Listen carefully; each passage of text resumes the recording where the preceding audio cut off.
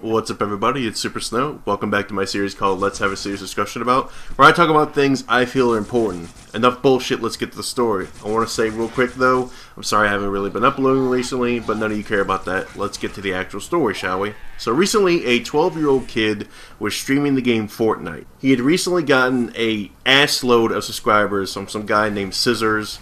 I guess he was playing Fortnite, met the kid or something, and he sent a bunch of people his way. The kid went from like 1,000 subscribers to nearly 100,000, so yeah, it's a pretty big deal. And it's a nice gesture. It's nice to see bigger YouTubers helping out smaller YouTubers. But sadly, recently, within the past week, this kid was swatted live while playing Fortnite. Now, I know I have to address the elephant in the room and say that yes, obviously, this person should not be on the internet, at least not streaming or really doing much at all besides maybe YouTube comments. Look, guys, you know I've always been hard on kids, and I don't really want kids on the internet, but this is not the way to do it. If this is some sort of sign from the people who swatted him to tell him to get off the internet, you could have done it in a better way, dude. Alright, so now, I know a lot of you are expecting me, because I usually do this, to rant on about how shitty the swatters are and I hope they all fucking die or say some crazy shit, right? Well, I'm not going to do that. I'm going to give really the only logical thing here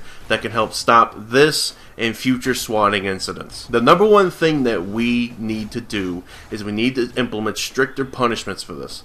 I'm saying 10 years or more for any kind of swatting incident. Whether the swatting ends in someone dying, someone getting shot, the dog getting shot, whatever. The person, when found, needs to get 10 years minimum for the swatting incident. And if there happens to be a situation where the person has been killed, well then add more to the punishment. A lot of people say that advocating for them to get 10 years or more is very draconian and that it's just way too over the line. Well, I think sending a SWAT team to somebody's house with the intent to kill them, because really, what else are you trying to do when you send a fucking SWAT team to somebody's house? I think that is a little over the top. I think a lot of you out there really don't understand how serious a SWAT team really is. This is not your average chicken shit cop walking up to your door and politely asking you a few questions. These people are armed to the teeth and ready to fire on anybody that poses a threat to them. I say again, what other reason would you send a SWAT team to somebody's house other than with the intent to kill them? In reality,